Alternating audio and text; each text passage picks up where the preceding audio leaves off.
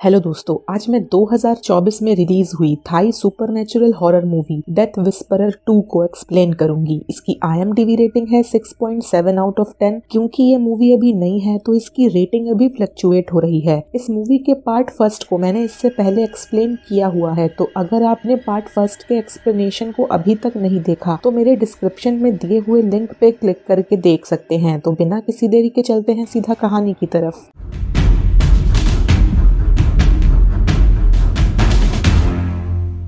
Movie के शुरुआत में हमें 1854 में कुछ सोल्जर्स को दिखाया जाता है जिन पे अचानक से दुश्मन हमला कर देते हैं और भागा दौड़ी में सारे सोल्जर्स की डेथ हो जाती है सिवाय एक को छोड़ के। वो एक बचा हुआ सोल्जर भी अपनी आखिरी सांसें ले रहा था और इससे पहले कि उस तक दुश्मन पहुंच पाता वो काले कपड़ों वाली औरत उसके सामने आके उसे अपने अंदर आने देने को कहती है ताकि वो उसे बचा सके। वो सोल्जर उसके प्रपोजल को एक्सेप्ट करते ही उसके सारे दुश्मन एक दूसरे को मार देते हैं और इसके बाद वो काले कपड़े वाली औरत यानी कि वो बुरी आत्मा अपने जीभ को काट के उस सोल्जर को खिला देती है और उसे पोजेस कर लेती है। अब कहानी प्रेजेंट में आती है और ये साल था 1975। याम को मरे हुए 3 साल बीत चुके थे और याक अभी भी उस काले कपड़े वाली आत्मा को ढूंढ रहा था। याक ने अपनी जॉब भी छोड़ दी थी और अब वो जगह जगह घूम के आत्माओं को पकड़ता था। हम आगे याक और सार्ज को एक आदमी के घर पे देखते हैं जो कि एक लोअर लेवल की आत्मा से पोजेस्ड था। उस आत्मा से उन्हें डोंग खोमते के जंगल में रहने वाले पुआंग घोल के बारे में पता चलता है जिसने उस काले कपड़े वाली आत्मा को अपने वश में किया हुआ था। खैर आगे याक उस आत्मा को एक कैट फिश में ट्रांसफर करके उसे जला देता है। आगे हम याक को सार्ज से डोंग खोमते और पुआंग के बारे में पूछते देखते हैं। सार्ज उसे बताता है कि पुआंग ने एक गाँव के कुछ लोगों को उस बुरी आत्मा का यूज करके मार दिया था, जिसके बाद उस गाँव के लोगों ने एक शामन के जरिए पुआंग को मारने की कोशिश की, पर पुआंग डोंग खोमते के जंगल में जाके छुप गया। डोंग खोमते का जंगल बुरी आत्माओं से भरा हुआ था, इसीलिए याक सार्ज को अपने साथ नहीं ले जाना चाहता था। पर सार्ज जानता था कि अगर वो याक के साथ नहीं गया तो याक जिंदा वापस नहीं आ पाएगा, इसीलिए वो उसके साथ चलने का डिसाइड करता है। याक उसे याद दिलाता है कि लास्ट टाइम उस आत्मा से लड़ते हुए वो मौत के मुंह से वापस आया था और यहाँ हम देख पाते हैं कि सार्ज के सर पे गोली लगने का निशान है। जी हाँ दोस्तों, मैंने लास्ट पार्ट में बताया था कि सार्ज की डेथ हो चुकी थी पर सार्ज बच गया था और उसके सर पे गोली का निशान उस बात का सबूत है। आगे हम उन दोनों को डिस्कस करते देखते हैं कि वो काले कपड़ों वाली आत्मा अभी वीक है और इसीलिए वो बच्चों को ही पोजेस करके मार रही है। इन सब का पता लगाने के लिए वो दोनों जल्द से जल्द डोंग खोमटे के जंगल के लिए निकलना चाहते थे। खैर आगे हम देखते हैं कि यार्ड की शादी प्रेडिट नाम के एक लड़के से तय की गई थी और वो सब शादी की तैयारी कर रहे थे। याक भी अपनी बहन की शादी से खुश था। उस रात सब एक साथ खाना खाते हैं पर कहीं ना कहीं उन सबको लगता है कि वो आत्मा फिर से वापस आएगी। उनके पिता रात भर ना सो के घर की पहरेदारी करते थे। वो सब याम को काफी मिस करते थे और कहीं ना कहीं वो सब डरे हुए थे उस आत्मा से। याक के पिता याक को आत्माओं के पीछे जाने से रोकते हैं पर कहीं ना कहीं वो खुद भी अब मानने लगे थे कि वो आत्मा वापस आएगी। आगे याक और सार्ज डोंग खोमते के जंगल की तरफ निकल पड़ते हैं। रास्ते में उनकी गाड़ी खराब हो जाती है और उनकी मुलाकात लूचाई से होती है। वो भी डोंग खोमते के जंगल में पुआंग को ढूंढने जा रहा था क्योंकि जिसने पुआंग के घर में आग लगा के उसे उस गाँव से भगाया था वो शामन और कोई नहीं, लूचाई का फैमिली का ही कोई था। जिसके बाद से पुआंग उसके फैमिली के कई मेंबर्स को उस आत्मा का यूज करके मारता आ रहा था। वो सब साथ चल पड़ते हैं। उनको आगे लुचाई के 2 नेफ्यू सैक और नाविन ज्वाइन करते हैं। साथ में एक लोकल शामन सैम और उनका एक नौकर खोम भी साथ थे। सैक के मिसबिहेव की वजह से याक और उसमें थोड़ी कहासुनी हो जाती है। जंगल पहुंच के सार्ज सबसे पहले जंगल के गार्डियन स्पिरिट से एक रिचुअल के जरिए जंगल में जाने की परमिशन मांगता है, जिसमें उन्हें एक खंजर जमीन में गाड़ना था और अगर वो जगह की मिट्टी खंजर से निकल आती तो इसका मतलब था कि उन्हें परमिशन मिल गई है। पर सार्ज के खंजर के ना गड़ने की वजह से वो आगे नहीं बढ़ पा रहे थे। पर याक उस खंजर को जमीन में गाड़ देता है और वो आगे बढ़ते हैं। पर उनके आगे बढ़ते ही वो जगह अपने आप फिर से नॉर्मल हो जाती है, जिसका मतलब था कि उन्हें परमिशन नहीं मिली थी। आगे लुचाई याक से सैक के बिहेवियर के लिए माफी मांगता है क्योंकि जब वो छोटे थे तब उनकी माँ उस आत्मा की वजह से मारी गई थी और इसीलिए उनकी परवरिश अच्छे से नहीं हो सकी थी। लुचाई यहाँ याक को बताता है कि पुआंग ने उसके कई जनरेशन इंफेक्शंस को खत्म किया है। याक उसे पूछता है कि वो कैसे बच गया। लुचाई उसे बताता है कि उसके पास एक स्पेशल एम्यूलेट है जिसकी वजह से वो बच गया, और वो अपनी स्पेशल आयरन नाइफ को भी दिखाता है जिससे वो आत्मा मर सकती थी। याक के पास भी वो स्पेशल बुलेट वाला गन था जिससे वो आत्मा को मार सकता था। आगे बढ़ते हुए उन्हें रास्ते में एक सांप मिलता है और उस सांप के सैम को काटने की वजह से उसकी वहीं डेथ हो जाती है। गुस्से में सैक उस सांप को अपने गोली से मार देता है जिसकी वजह से याक लुचाई को अपने रास्ते जाने को कहता है क्योंकि वो सैक के बेवकूफी की वजह से मरना नहीं चाहता था। पर लुचाई के इंसिस्ट करने पर याक मान जाता है, पर सैक के फिर से मिसबिहेव करने पर इस बार याक उससे पीटता है। दूसरी तरफ याक के घर पे उसके पिता रात में अपने घर की पहरेदारी कर रहे थे। दूसरे कमरे में यार्ड अपनी छोटी बहन ई के बाल संवार रही थी। तभी अचानक से ई के अंदर वो बुरी आत्मा आ जाती है और वो यार्ड से कहती है कि क्या उसे सच में लगता है कि वो इस घर से दूर जा पाएगी। यार्ड डर के वहाँ से भागने की कोशिश करती है, पर वो आत्मा उसे नीचे गिरा के उसके मुंह में हाथ डाल के दांत निकालने की कोशिश करती है। यार्ड की आवाज सुन के वहाँ सारा परिवार आ चुका था और वो सब यार्ड को अपने दांत को तोड़ने से रोक लेते हैं। यहाँ ऐसा लगता है कि यार्ड हेलुसिनेट हो रही थी और खुद ही अपना दांत तोड़ रही थी। दूसरी तरफ रात होने की वजह से जंगल में याक और उसके साथी पेड़ पे एक प्लेटफॉर्म बना के चढ़ जाते हैं। उनका मानना था कि अगर वो रात भर नीचे नहीं उतरेंगे तो वो सेफ रहेंगे, पर तभी वहाँ सैम आता है और उसे बचाने के लिए सबको नीचे आने को कहता है। पर वो समझ गए थे कि वो सैम नहीं है क्योंकि वो पहले ही मर चुका था। तभी सैम एक पेड़ से दूसरे पेड़ के ऊपर छलांग लगाते हुए उन्हें डरा देता है और सैक को लगता है कि सार्ज ने उसे नीचे उतरने को कहा है। वो नीचे उतर जाता है जबकि ये उस जंगल की आत्माओं का काम था। अब सैक हेलुसिनेट होने लगता है और उसे लगता है कि सैम ऊपर पेड़ों पे है। वो बिना कुछ सोचे समझे ऊपर गोलियां चला रहा था जिसके वजह से उन सबको नीचे उतरना पड़ता है और सैम के अंदर की आत्मा सैक को उसी के गन से मार देती है। अब याक और उसका ग्रुप नीचे उतर गए थे, इसीलिए सार्ज प्रेयर करने की कोशिश करता है पर वो ठीक से कंसंट्रेट नहीं कर पाता। तभी उनका नौकर खोम, जिसे सैक की गोली लगी थी, वो पोजेस हो चुका था। इससे पहले कि खोम उन पर हमला करता याक उसे मार देता है, पर सैक की बॉडी जो कि बिना सर के उन पर हमला कर रही थी वो वापस आ जाती है। याक उसे भी मार देता है। अब चारों तरफ से आत्माओं की चैंटिंग की आवाज आ रही थी। वो सब सॉल्ट लिक नाम की जगह की तरफ भागते हैं। भागते हुए नाविन उनसे अलग हो जाता है। आत्माएं उसे दूसरी जगह ले जाती है। नाविन एक चट्टान से नीचे गिर जाता है और जब उसकी आंख खुलती है तो उसके चारों ओर आत्माएं थी जो उसे खाने के लिए आगे बढ़ रही थी, पर एक शेर जैसी एंटिटी आके उसे मार देती है। दूसरी तरफ याक पर सैम हमला कर देता है, पर याक उसे अपनी बंदूक से मार देता है। अब याक, सार्ज और ल्यूचाई ही बचे थे। वो तीनों सॉल्ट लिक तक पहुंच जाते हैं, पर तभी वहां नाविन पहुंचता है और उसे भी सॉल्ट लिक में आने देने को कहता है, पर याक उसे कुछ पवित्र मंत्र बोलने को कहता है जो कि वो बोल नहीं पाता। तभी नाविन उसे शेर वाले एंटिटी में कन्वर्ट हो जाता है और ये वही एंटिटी थी जो कि असली नाविन को मारने के बाद उसका रूप लेके वहां आई थी। लास्ट में उस एंटिटी को वहां से जाना पड़ता है। वहीं दूसरी तरफ याक की फैमिली यार्ड के शादी के लिए मैरिज हॉल के लिए निकल पड़े थे। उनके निकलते ही उनके घर का रेडियो अपने आप बजने लगता है, जिसका मतलब था कि वो आत्मा वहां पहुंच चुकी थी। वहीं जंगल में याक और उसकी टीम सुबह होते ही आगे बढ़ते हैं और उन्हें वहां पे एक पेड़ पे गुफा जैसा कुछ बना मिलता है। वहां उन्हें कई सारी वुडू डॉल्स मिलती हैं। सार्ज वहां से निकल के पुआंग को ढूंढ लेता है, पर पुआंग सार्ज के वुडू डॉल का यूज करके उसे मार देता है। याक और लुचाई वहां पहुंचते हैं। याक पुआंग से उस आत्मा के बारे में पूछता है, पर पुआंग का कहना था कि उसने उस आत्मा को अपने कब्जे में कभी नहीं किया, बल्कि वो खुद उस आत्मा के चंगुल में फंसा हुआ है। और यहाँ हमें पता चलता है कि पुआंग और कोई नहीं, वही सोल्जर है जिसने मरने के बजाय उस आत्मा को अपनी शरीर सौंपी थी। पुआंग का कहना था कि वो आत्मा उसका यूज करके अपने विक्टिम्स को चुनती थी, यहाँ तक कि उसने उसके बच्चों को भी नहीं छोड़ा। याक अब पुआंग से पूछता है कि उसने फिर उस आत्मा को खत्म क्यों नहीं किया। पुआंग उसे बताता है कि उसने कोशिश की थी, पर लुचाई के ग्रेट ग्रैंडफादर ने उस घर को जला दिया और पुआंग जो रिचुअल कर रहा था वो खत्म कर दिया। अगर वो उस घर को नहीं जलाते तो शायद वो आत्मा कब के खत्म हो जाती। पुआंग उन्हें आगे बताता है कि वो मर नहीं सकता क्योंकि उस आत्मा की जीभ उसके अंदर है और अगर वो जीभ उसे वापस मिल गई तो वो इतनी ताकतवर हो जाएगी कि उसे कोई नहीं हरा पाएगा। और इसीलिए पुआंग डोंग खोमते के जंगल में आके छुप गया ताकि वो आत्मा उसे ढूंढ ना पाए। याक पुआंग से कहता है कि वो आत्मा पहले से ही इतनी ताकतवर है, पर वो तुम्हें कैसे ढूंढ नहीं पाई। पुआंग उन्हें अपना एम्यूलेट दिखाता है जिसकी वजह से वो आत्मा उस तक पहुंच नहीं पा रही थी। तभी ल्यूचाई पुआंग के एम्यूलेट वाले हाथ को काट देता है और बताता है कि उसने उस आत्मा से डील की थी कि अगर वो पुआंग को ढूंढ निकालेगा तो वो उसके फैमिली में किसी को भी नहीं मारेगी, और इसीलिए वो यहाँ पे पुआंग को ढूंढते हुए आया था। अब वो आत्मा वहाँ पहुँच चुकी थी। याक और ल्यूचाई किसी तरह खुद को चोट पहुँचा के जगने में कामयाब हो जाते हैं हैं, पर वो आत्मा पुआंग से अपनी जीभ वापस ले लेती है और ल्यूचाई को मार देती है। अब वो आत्मा याक को भी अपने ही बंदूक से मार देती है और उसे कहती है कि अब वो उसके फैमिली के सारे मेंबर्स को मार देगी। हम आगे यार्ड की फैमिली को मैरिज हॉल में यार्ड की शादी की तैयारी करते हुए देखते हैं। बाहर का मौसम काफी खराब था, इसीलिए स्टाफ को आने में थोड़ी देर लग रही थी। आगे यार्ड, ई और उनकी माँ हॉल के नीचे बाथरूम की तरफ जाने की कोशिश करते हैं। तभी लाइट्स चली जाती है। प्रेडिट तीनों को वापस लाने के लिए बाहर निकलने की कोशिश करता है, पर वो दरवाजा उसके सामने अचानक से बंद हो जाता है और वो बेहोश हो जाता है। नीचे यार्ड,